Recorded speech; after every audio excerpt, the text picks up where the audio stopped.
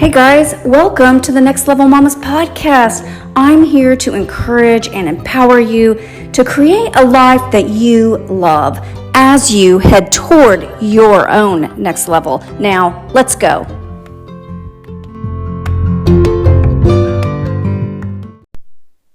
Hey guys, welcome back to Next Level Mamas podcast. Today, we're going to talk about maybe your new favorite jam, I Can Love Me Better, Baby. You guys know, you've heard the new song. It's by Miley Cyrus, entitled Flowers, actually. Now, this entire song is allegedly about her ex-husband, their breakup, and how she can love herself way better than he ever could. Now, this is also, honestly, every girl's breakup song for revenge. If I could have done that, written a song and produced it on my ex-boyfriend's birthday, I for sure would have done that, especially looking as hot as she looked in that music video. Like, I don't need you for anything, and you never did it good enough anyhow. Sort of a blow him off kind of fashion. I love that from that place of the 16-year-old self. I'm not talking about myself right now. But now, I have had breakups before, and that's why I can relate. There is, first you have the tear fest, and then you move into sort of that revenge phase, like, I never needed you anyhow. But all joking aside, I wanted to look at this today from a life coaching perspective because that's just where my brain always goes. And I think self-love is the key to life. If you're on a journey of self-love, whether in a relationship or not, you need to be able to sing this song. I'm going to break it down to the bones here, so listen carefully. First thing I have to say is nobody can make you happy. What was that? That's right.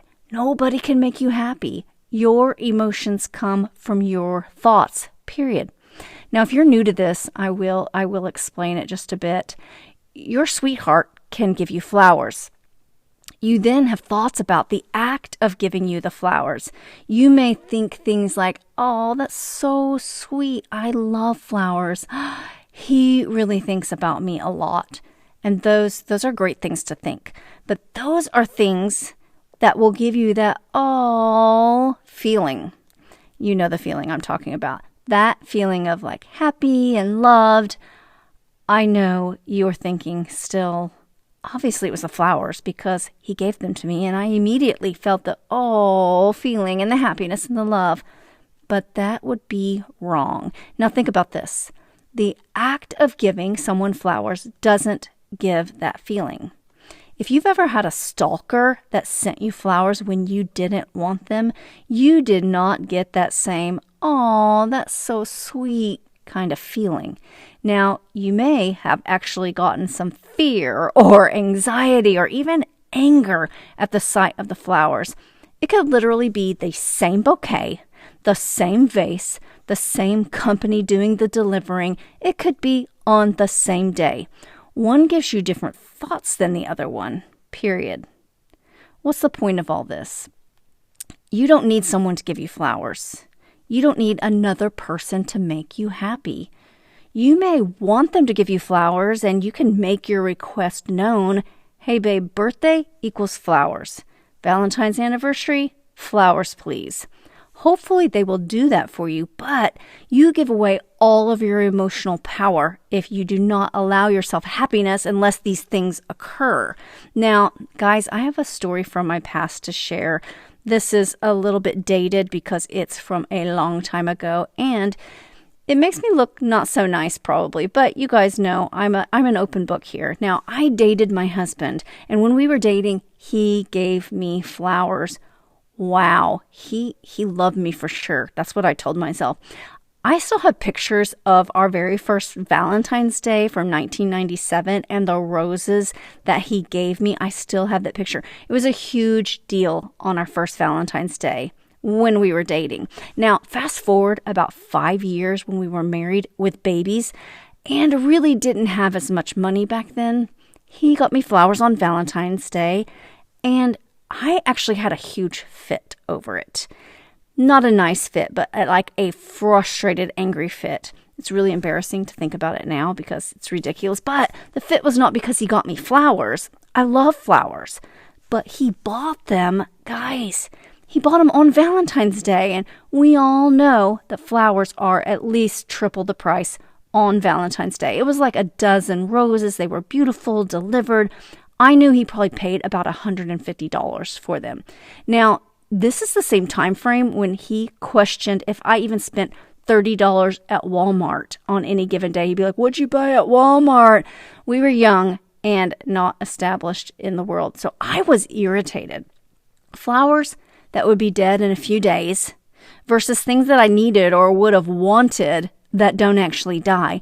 You get my point. Now, here's where I went wrong. I think I told him that I don't even like flowers. That's how irritated I was. But this was a monumental mistake. I actually love flowers. I just love them like fresh bouquets for $5 to $7 like from Walmart, not $150 on Valentine's Day. I love flowers on just a Monday, especially if it comes with a sentimental handwritten note. You know what I mean? Like just special for no good reason. It took a couple decades almost for him to ever get me flowers again. And it was actually after I started buying myself flowers at the store. He was absolutely shocked. And I remember him saying something like, "I thought you didn't like flowers." Oh boy, I got myself in deep. Now, I still buy myself flowers regularly just because I love them and I love myself.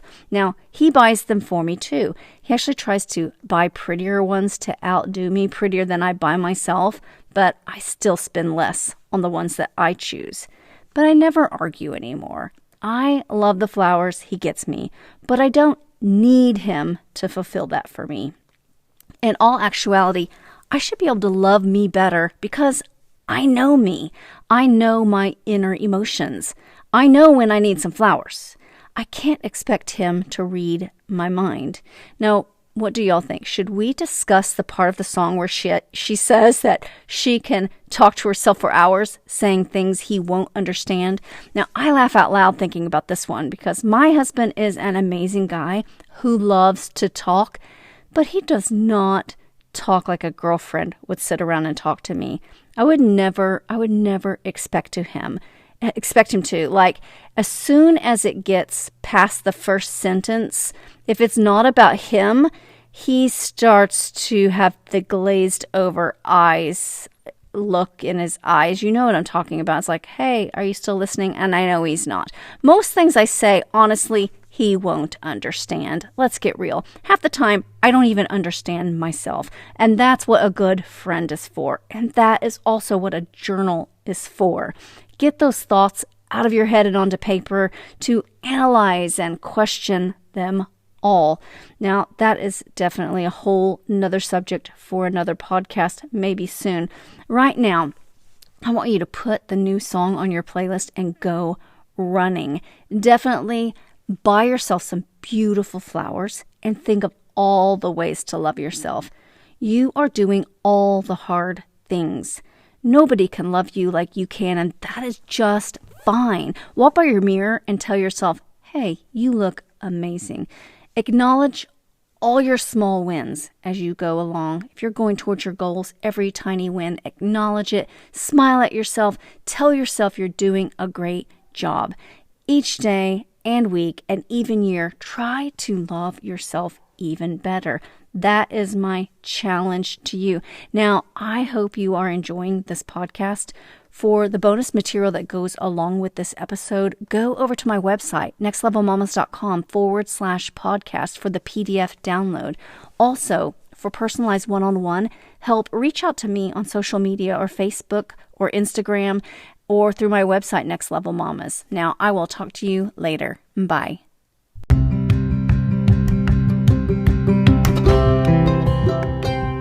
Thank you for listening to this episode of Next Level Mamas, where we are out to win the level we are in and move into our own next level. For more information on coaching with me, please visit nextlevelmamas.com/create your life. See you next week.